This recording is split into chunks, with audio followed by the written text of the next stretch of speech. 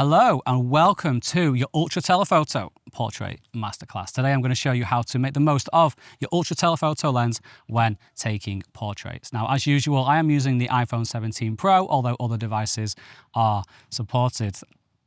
And I can see you looking at me in the corner of my eye. If you have not familiarized yourself with the basics, I won't be going through those today, such as how to hold the lens, how to attach it, formats and resolutions, and things like that. So if you're not familiar with the basics, go and watch the full detailed user guide video and then come back here. Okay, let's go and do some portraits. Okay, the first thing I want to do is show you the difference the Ultra Telephoto actually makes to your portraits. And the best way to do that is to take a photo with each of the telephoto lenses I have available on the 17 Pro, moving backwards each time to keep Katie the same size in the frame. So I've got 100, 200, 300, and 600 millimeters. First up, we have the 17 Pro's built-in 100mm lens. And instead of looking at Katie, to see the size difference each lens makes, pay attention to the dunes in the background. At 100mm, they appear quite modest in size and a fair distance away.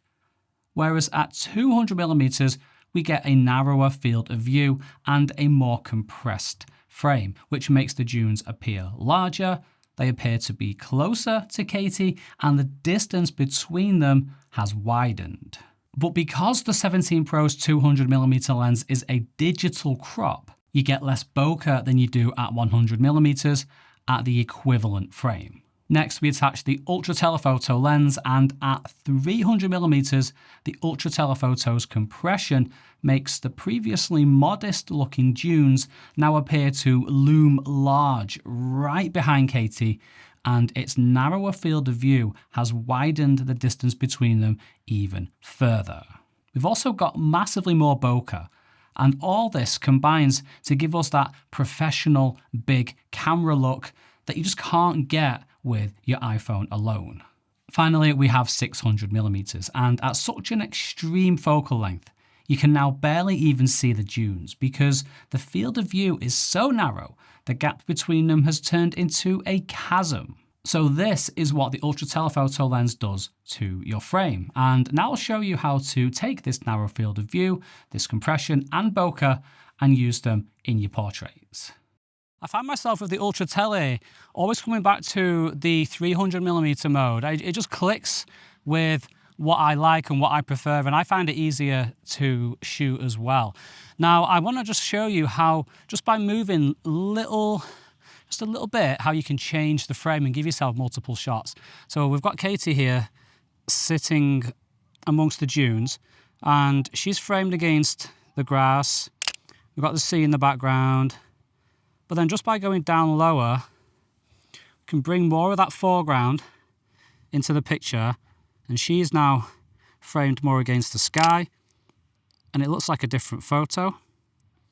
And let me just hold my lens properly, and then I can move off to the side a little bit, hide her a bit more in the dunes, and I'm just looking at that pole in the background, trying not to get it in the background.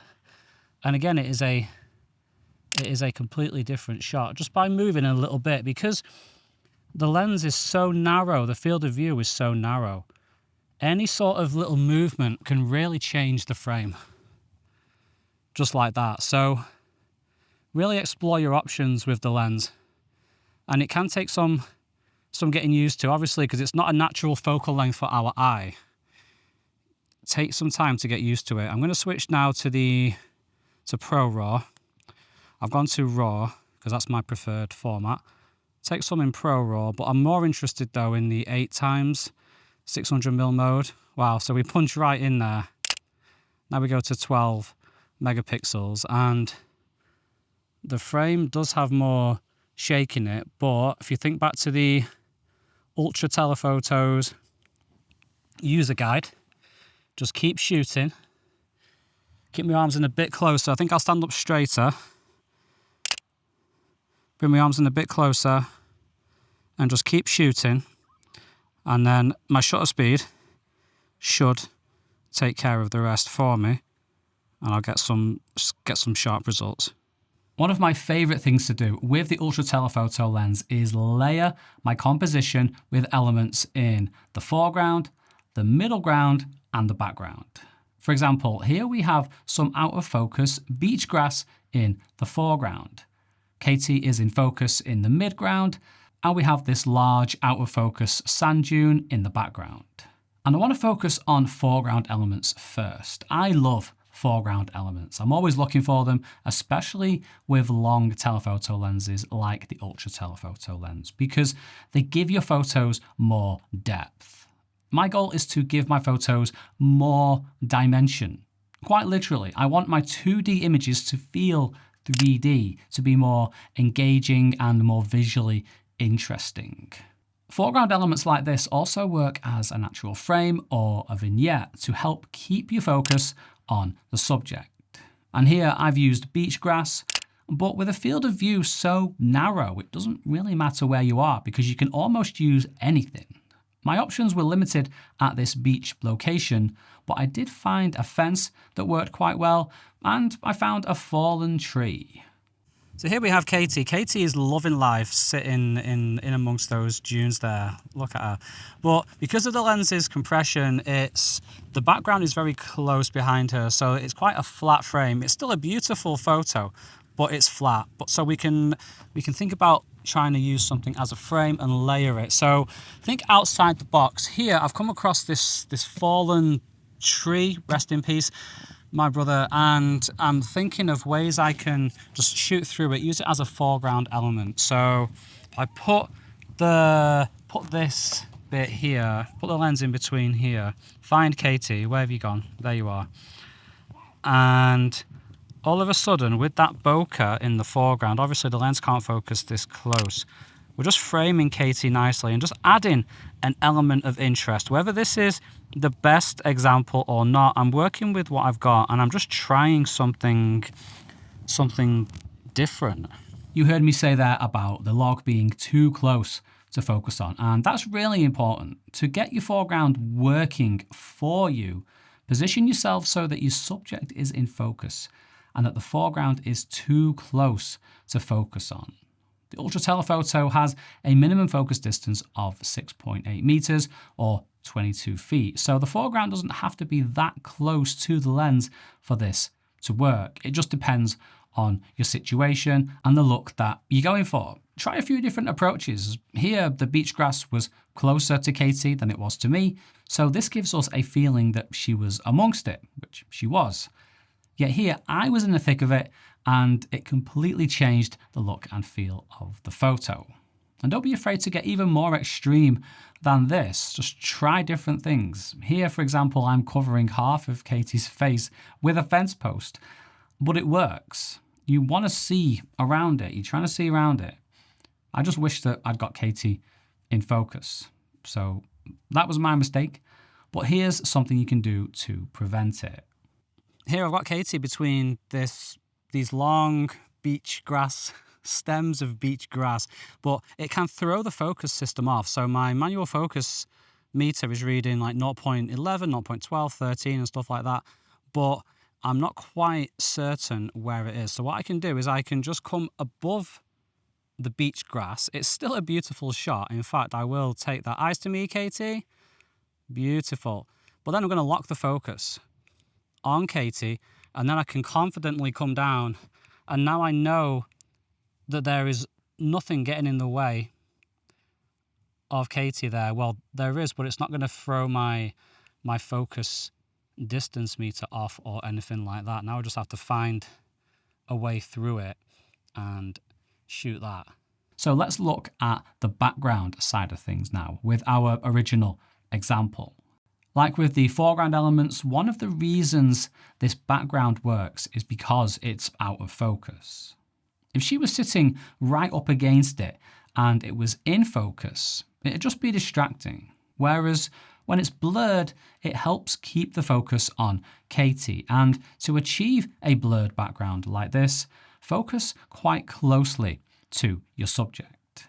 And the background itself doesn't need to be really far away, because the closer you focus to the lens's minimum focus distance, the faster everything blurs. This, along with the Ultra Telephoto's compression, also makes the lens excellent for using things in the background to add depth through layering and framing your subject. Here, this large dune frames Katie nicely, completing our 3 layers. Your background doesn't have to frame your subject though. It's there for an added sense of depth and to help keep the focus on your subject. In this example, the background doesn't frame Katie in the same way, but the photo still works. The result just feels more open and your eye wants to wander. And not even having a background at all can work well too. These were from earlier when I showed you the variety the narrow field of view gives you, and these were taken in a similar way. I just moved my phone up and down slightly to get a different look. And neither of these is the correct way or the better way. I'm just showing you some options and some different ways to approach your portrait photography with your Ultra Telephoto lens. I want to spend the last few minutes talking about lighting. As I've been through in every masterclass so far, it plays such an important role in stability and image quality. And today I want to go through it artistically and give you some lighting tips for your Ultra Telephoto portraits. All of these were taken in the harsh midday July sun, which definitely isn't most people's favorite portrait lighting. It can be difficult to get it looking good, but I happen to like harsh outdoor lighting, and here's what I did to make it work. One thing I did was shoot into the sun at a slight angle. You can see from the shadow and the light on Katie's head how she's being backlit from camera left. And this angle is important. If you shoot into the sun directly, you risk the face being in too much shadow, which, as we've discussed throughout these masterclasses, can also give you image quality issues. So I like to be at a slight angle because you can then work with this light wrap effect where you can see the light on Katie's shoulders here. Like it's like light is wrapping around her, and you can see how the light changes by having whoever you're photographing look in different directions. Here, a look to camera left, so towards the light, and a subtle lift of the head meant that light was able to just get the right side of her face. When Katie turned and lifted her head a bit more light got through. So with just a slight turn, we can change the look of the light and therefore the photo. And because this side of her hair and her face are illuminated, while this side is still in shadow, Katie's face now has more dimension to it. It looks more 3D. I also took a few lighting demo shots to show you how to approach lighting and the influence positioning has. This is basic front light with Katie facing the sun, and as you'd expect, there's unflattering shadows under the nose, under the eyes, and it's just not a nice look for the skin, or in general. Moving to the side and turning the face to the side hasn't changed the lighting, but it has improved the shot a bit because now the majority of the shadow is on the left side of the face. We can't see the right side. So it looks more dimensional, even though it's not. But in this next shot, things do look a lot better. The sun is now camera left, a little behind Katie. She's looking in that direction slightly, so the sun is hitting the right side of her face and giving us actual directional lighting. We still have shadows under the nose and the eyes, but they've become part of more of a flattering shadow on the entire left side of the face. And when you have this kind of directional lighting, you get a little triangle on the cheek, depending on where you position things, making this a kind of outdoor improvised Rembrandt lighting. With Katie turned a bit more, we now enter backlighting territory again. The Rembrandt lighting is gone. Most of the face is now in shadow, save for the right side of the nose and some speckles coming through the hair. And if you look at these two photos, it looks like they were taken at very different times of day in different conditions. But they weren't. They were taken just a few minutes apart in the same spot, which ties back nicely to how the Ultra Telephoto's narrow field of view means you can entirely change your shot with a little bit of movement. So if you enjoyed this Ultra Telephoto Portrait Masterclass and you found it useful, check out the other videos in our Ultra Telephoto Masterclass series. Here on YouTube, we have a user guide for the basics, we have editing, we have sports action, specifically motorsports, And now we have portraits. Thanks for watching and happy shooting.